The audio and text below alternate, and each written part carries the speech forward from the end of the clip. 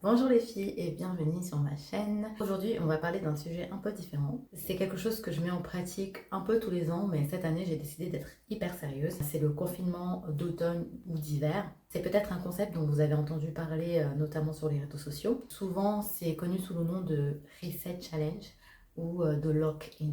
Je vais vous expliquer ce que c'est. Je vais vous expliquer le concept, pourquoi ça marche, comment le mettre en place, et je vous donnerai des clés pour pouvoir poser vos propres objectifs, vos intentions, et je vous partagerai aussi les miennes. Et à la fin de la vidéo, je vous donnerai une méthode très concrète pour poser vos propres intentions et vos objectifs pour pouvoir mener ce challenge si ça vous intéresse. J'ai mon vitivier, un petit verre, je m'y en ce moment et ça me soulage vachement. Alors qu'est-ce que c'est que le lock-in ou le reset challenge? En fait, c'est une période qui va entre 3 et 6 mois où vous allez vous concentrer en fait sur ce qui est essentiel pour vous, ce que vous souhaitez faire grandir dans votre vie et ce que vous souhaitez accomplir pendant ces 3 à 6 mois. C'est un concept qui est beaucoup utilisé chez les athlètes à haut niveau, chez les entrepreneurs à succès et chez des personnes qui veulent mener des projets à bien pendant une période donnée. Je ne le fais pas sur 3 mois parce que je trouve que c'est trop court. 3 mois pour moi, c'est juste le temps en fait de mettre en place des habitudes.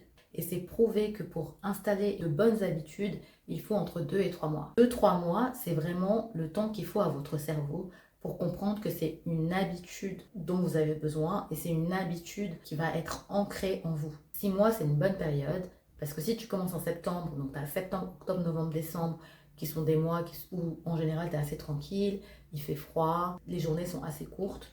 Donc on est beaucoup moins actif que quand on est au printemps ou en été. Souvent on va poser des résolutions en décembre et 80% des résolutions qu'on va poser en fait pour le nouvel an, on va les oublier d'ici fin février. Donc pour moi, commencer en septembre, c'est une bonne période parce que l'été est passé, les températures commencent à descendre, on est en mode souvent cosy à la maison. C'est le moment vraiment idéal pour se concentrer sur des objectifs et faire une introspection pour laisser de côté en fait ce qui ne nous sert pas à aller plus loin dans notre vie. C'est vraiment une période en fait où on va orienter un maximum de nos actions, de nos intentions ou de notre espace mental pour atteindre des objectifs qu'on veut accomplir d'ici le printemps. Et quand on se prend vraiment ces 6 mois, on se donne une direction, on se donne un cap et puis on s'interdit en fait d'abandonner. Ces 6 mois que vous allez concentrer à la concrétisation d'un projet. Bon, ça peut être n'importe quoi.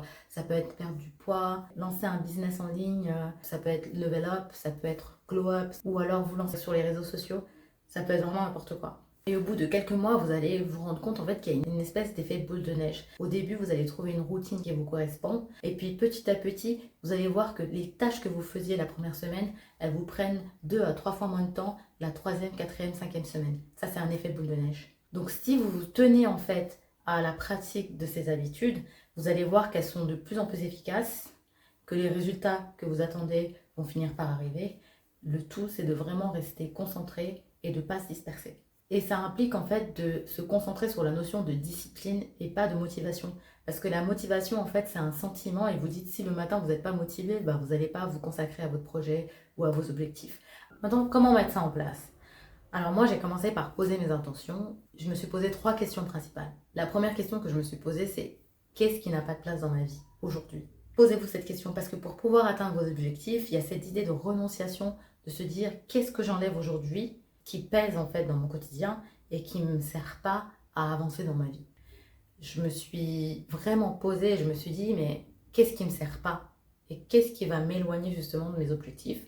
Je me suis fait une liste. Ça peut être passer trop de temps sur les réseaux sociaux, des habitudes, des pensées ou alors des engagements inutiles. Ça peut être manger à l'extérieur alors que vous voulez perdre du poids. La deuxième question que je me suis posée, c'est qu'est-ce que j'ai envie de faire grandir dans ma vie aujourd'hui? Que ce soit des projets, des relations, des compétences, qu'est-ce que j'ai envie de nourrir aujourd'hui et sur quoi j'ai envie de me concentrer pour arriver au printemps et me dire waouh, j'ai travaillé dessus pendant 6 mois et là aujourd'hui j'ai avancé dessus. Et la troisième question que je me suis posée, c'est quelle version de moi-même j'ai envie de retrouver au printemps? C'est-à-dire vraiment imaginer, écrire sur un bout de papier comment je me vois dans 6 mois, où j'ai envie d'être. Et ça, en fait, ça me permet d'avancer vers une version plus alignée et épanouie de moi-même. Donc, en répondant à ces questions, normalement, vous allez vous retrouver avec au moins un objectif principal sur lequel vous allez pouvoir vous concentrer sur les 6 prochains mois et des sous-objectifs. Si vous arrivez à vous concentrer sur un, allez-y. Personnellement, j'ai besoin plusieurs objectifs, moi. Un principal qui est arrivé en tête et j'en ai deux, trois sur lesquels je voudrais libérer du temps. Maintenant, je vais vous partager mes intentions avant de vous dire comment poser des objectifs en fonction de ces intentions. Donc les intentions qui sont ressorties pour moi, c'est développer ma chaîne YouTube et lancer un podcast. Moi, j'ai commencé mon challenge le 1er septembre, donc ça fait 2 semaines. J'ai travaillé tellement dur, je me suis tellement concentrée pendant ces 2 semaines que c'est bon. J'ai lancé mon podcast qui est disponible sur Spotify. J'ai ouvert une autre chaîne YouTube justement qui est liée à ce podcast. Et pour moi, déjà, ces 2 semaines, juste en faisant ça, ça a été hyper efficace. Je me suis sentie super productive. La deuxième intention que j'ai, c'est d'instaurer des routines bien-être qui sont orientées vers la santé féminine. La troisième chose qui est ressortie, c'est que j'aimerais beaucoup me remettre en forme physiquement avant l'arrivée de la saison estivale 2026. Et le quatrième point que je mets entre parenthèses, si déjà j'arrive à mettre mes 3 intentions principales en place, c'est d'apprendre l'italien parce que c'est une langue que j'aime beaucoup. J'adore aller en Italie. J'adore la culture, la cuisine italienne. Je parle plusieurs langues. Donc c'est une langue en fait que j'aimerais ajouter à mon répertoire et que j'aimerais approfondir un petit peu plus. Donc là, vous avez les intentions qui sont ressorties après m'être vraiment posé cette question. Donc je vous conseille vraiment de vous mettre au calme, de vous trouver un endroit dans lequel vous vous sentez bien et de vous poser cette question, mais vraiment profondément et d'y répondre honnêtement. Prenez un petit cahier si vous en avez besoin, un petit carnet et notez vos réponses.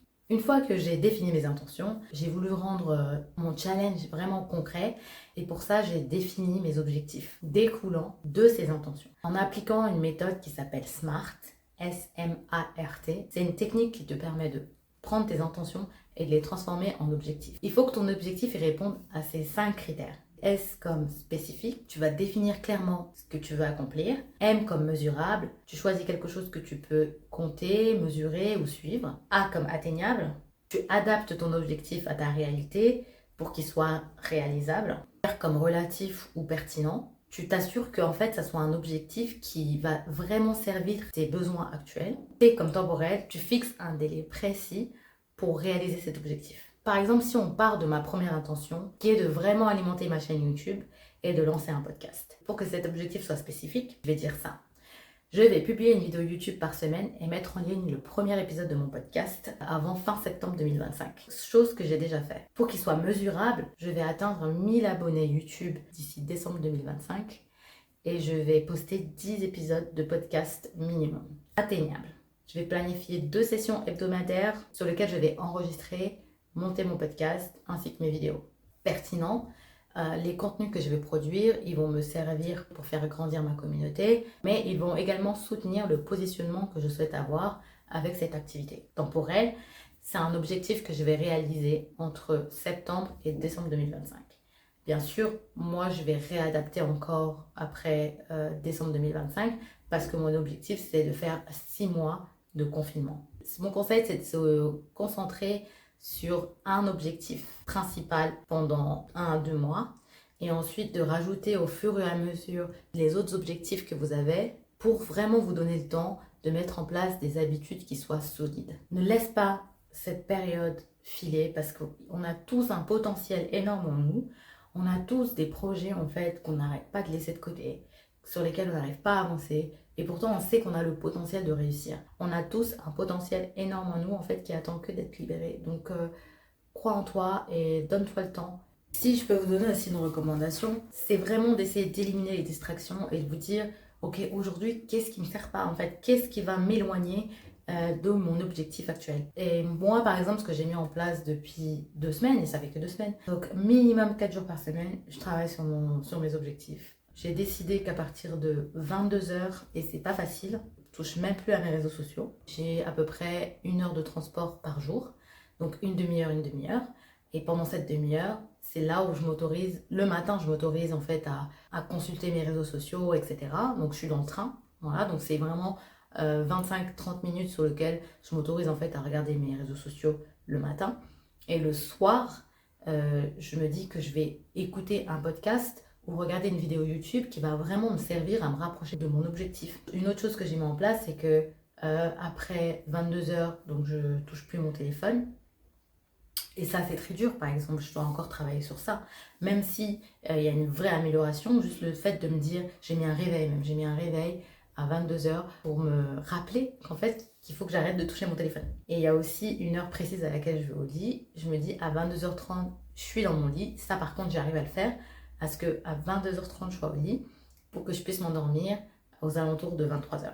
Donc en fait, c'est des petites habitudes que vous mettez en place petit à petit qui vont vraiment vous aider à vous rapprocher de votre objectif. Il y a autre chose, franchement, pendant ces 2 semaines, je suis hyper fière de moi parce que plusieurs fois, je me suis dit, mais non, mais je vais... Flemme en fait. Et je me suis dit, non, je me suis fixé un objectif et je me suis dit que j'allais le faire.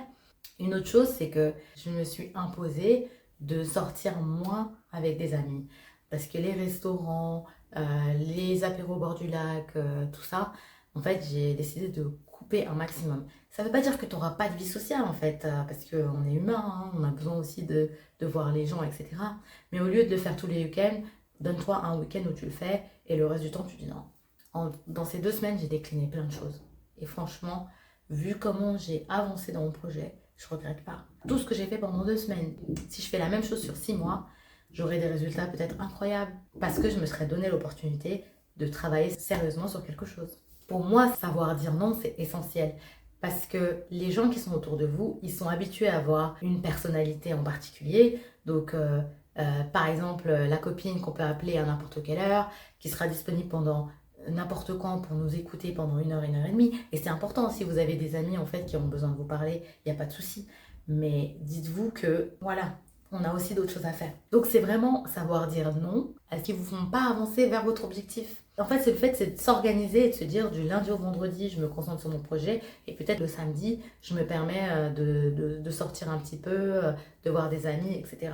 Par exemple, tous les ans, je fais un break d'1 semaine pour aller au soleil parce que j'en ai vraiment besoin. Je sais que ça va me faire du bien et je sais que faire 1 semaine au soleil en plein mois de novembre-décembre, ça me fait revenir en fait avec une énergie pour pouvoir continuer la suite. Et ça, je sais que c'est quelque chose, oui, c'est des vacances d'1 semaine, oui, je vais dépenser de l'argent, mais c'est quelque chose qui sera bénéfique pour mon moral et pour l'énergie que je vais pouvoir déployer par la suite. Le 6 months lock-in, 6 months reset, appelez-le comme vous voulez, moi je l'appelle le confinement d'automne parce qu'en général c'est ce que je fais en automne. Et pour moi c'est une vraie opportunité parce que ça peut vraiment transformer votre vie dans 6 mois.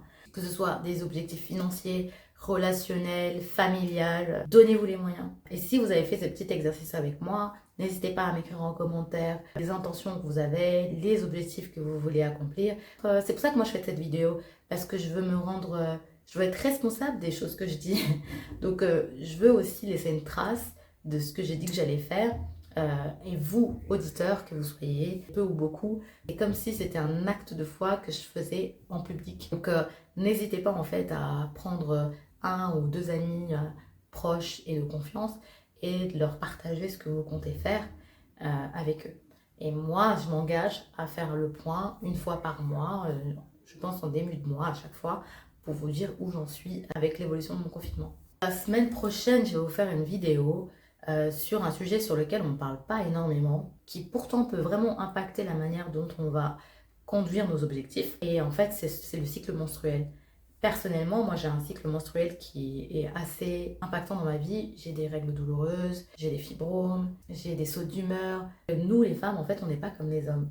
On n'a pas une énergie qui est constante sur le mois, qui nous permet de travailler de la même manière pendant tout le mois. À cause de notre cycle, on traverse des phases où on a plus ou moins d'énergie, plus ou moins une humeur positive, plus ou moins un niveau d'irritabilité qui nous permet d'avancer plus ou moins dans nos projets. Et un jour, j'ai essayé vraiment de comprendre en fait pourquoi et comment je pouvais faire pour ne pas laisser mon cycle menstruel impacter sur la manière dont je voulais atteindre mes objectifs. Et comprendre comment mon cycle fonctionnait m'a vraiment permis de me donner plus de chances de concrétiser mes projets. Ce que j'ai appris, c'est vraiment d'intégrer en fait les 4 phases du cycle dont je vais vous parler la semaine prochaine pour travailler en harmonie avec mon cycle et non contre lui comme je le faisais auparavant.